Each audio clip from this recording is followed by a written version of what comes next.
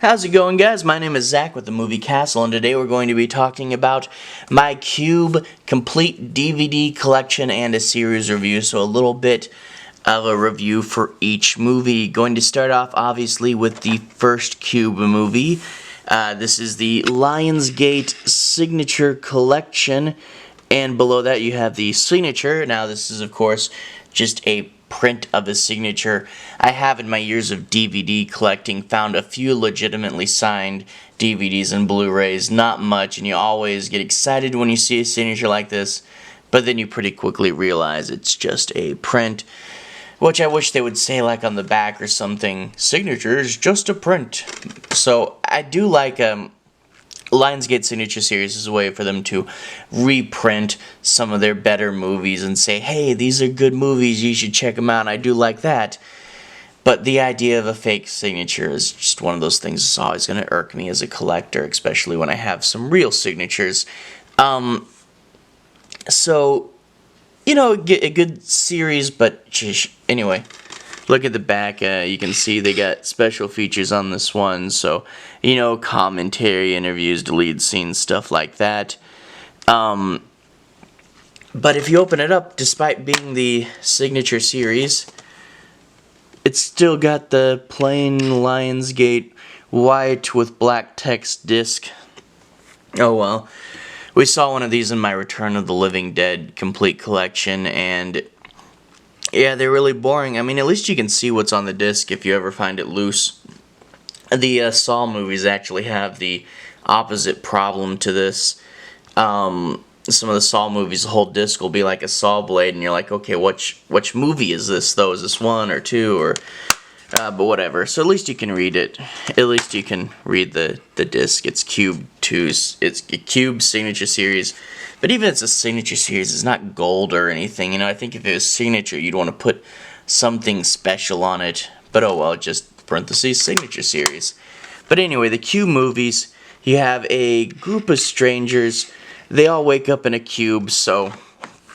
big cube, and you got a door on each wall, and that includes the floor and the ceiling, and the doors lead to more cubes, and you're trapped in this big maze type thing trying to find your way out. And unfortunately, some of the cubes have booby traps, and you're never sure when you go into a new cube if it's going to be a safe room or if you're going to meet a gruesome, gory death. And yes, some of these deaths are pretty gruesome and gory.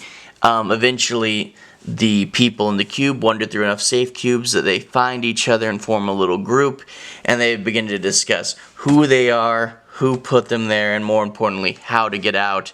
And they eventually find some helpful ways to avoid the traps using math. And if you're a big math nerd, you can, follow along and get really excited. And they did hire a math consultant, you can see in the credits, to make sure that they were doing it all right. But if you don't want to pay attention to the math, still you can get a lot of enjoyment out of this movie. Like, you don't have to pay attention to the math, it's optional.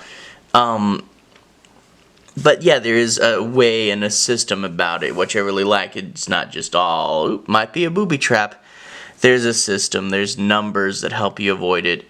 And overall, a really great movie. It deserves to be in the Signature Collection. It's just a really good, fun movie, an important predecessor to, like, the Saw films, an important predecessor to a lot of the trapped in a weird puzzle room type deal, and it's one of the important early films in that genre. So definitely I'd recommend Cube if you like the trapped rooms, the booby traps, the how do I get out of this, the Saw movies. If you're a Saw fan, definitely check out the first Cube. But there's a whole bunch. If you like those movies, strangers wake up in a weird place and have to figure out how to get out. This is one of the best ones in that genre. And that being said, up next we have Cube 2, Hypercube, the highly anticipated sequel to the smash hit. And then there's More to Fear Than You Can See, and it's kind of odd they put fear on there, because this... Well, you can tell something's up from the beginning in Cube 2, Hypercube, because the cube, I mean, it's obviously a different cube, but This one is all like white, and it's a very simple design cube, and the last one is very complex, and everybody's waking up in their street clothes, versus in the first one they're all in jumpsuits. And it unfortunately has kind of a low budget feel right off the bat. So you can tell something's up, and then you get the big problems with this movie. The first cube is a highly improbable but still fairly realistic horror movie.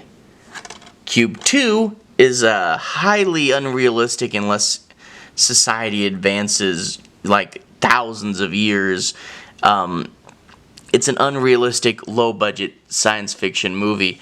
And the worst thing, too, is they get rid of the traps, which is what all the first cube was known for, the traps. And here it's like every now and then you meet a wandering CGI element that could kill you. And there's no real way to figure out why or where it's there. There is some math, and the math ultimately adds up to this one really simple thing, and it's like, oh, that's all. That's the only thing we'll figure out. And yeah, so there's no way to detect the traps. It's not really a trap, it's just a wandering CGI element. This movie actually has one of the weirdest deaths I've seen in a horror movie. You'll know it, it's the one with the couple. And yeah, it's just nowhere near as good. And yeah, they abandon the horror for low budget sci-fi. And yeah, this was Cube 2 Hypercube. It's legitimately a hypercube. They also call it a tesseract. There is parallel dimensions and a little bit of time travel in this movie, and you think that'd be funner than it is, and it's really not. It's just more dumb than anything. Show you the back with the special features, and is that in focus? And the disc is just another plain white with black text Lionsgate standard disc right there. So Cube 2, 97. Cube 1, 97. Cube 2, 2002. And then in 2004, you get Cube 0. And Cube 0 is all about being a return to form here. So every nightmare has a beginning. It is a prequel, hence the 0, although 0 also refers to a zero state of the cube in the movie. But this is a prequel, because once you have hypercubes, why would you build anything else? And then there's the back prequel to the cult hit. And then, hey, oh, there's the DVD special features there in the little bubble, huh?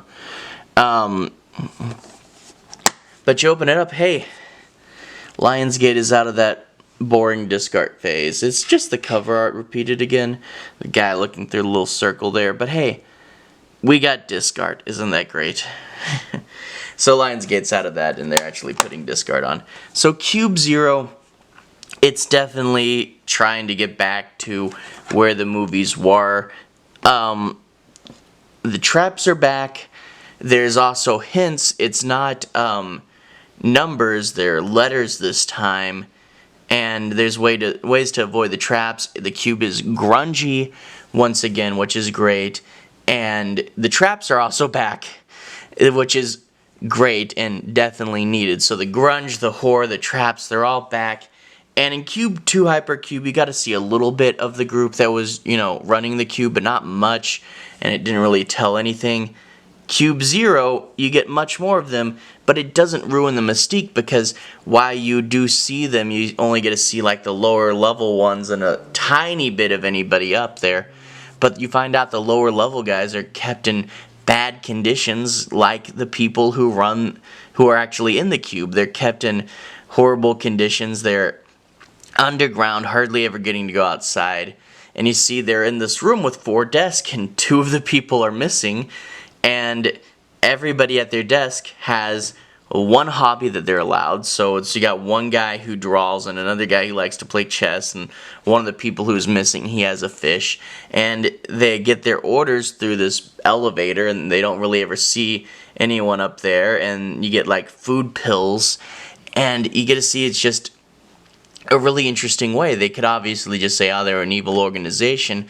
but they really went with, okay, they're an evil organization, what are some interesting things for them to do? And, you know, that's just kind of, the stuff I said was the base stuff. You know, as time goes on, you get to see more about them, and it's really fleshed out without giving too much away, and I love how they handled the organization in Cube Zero. So, if you want to watch these movies, I definitely recommend Cube. Cube 2 is more like one of those, if you find it cheaper on streaming, and it's, you know, your rainy day movie where it's like, I got nothing else to watch, pass the time with Cube 2. It's watchable because the general concept of people trapped in a room is a strong enough one, and it is kind of goofy, which can help watching it. But Cube Zero I'd also recommend. So I'd recommend try out Cube 1. If you like that, Zero's good as well. And then if you're a completionist or just want a movie and you don't care too much, you got Cube 2 as well. So obvious series ranking 1, 0, and 2. But anyway, I, for the most part, like these movies. And even though Cube 2 is the worst, you can still watchable. I mean, it's just, silly. But yeah, even though Cube 2 is not that great, it's watchable, and the whole series overall is pretty good. I think up next I'm probably going to do the Robert the Doll movies for my next complete series review. I've seen 3 out of 5 of them, and I have the other 2 ready to watch. So I'll do that, and a few other stuffs. Don't know what's going to exactly be next, but I'll do more movie reviews. Anyway, I'll see you guys next time. I hope you all have a great day.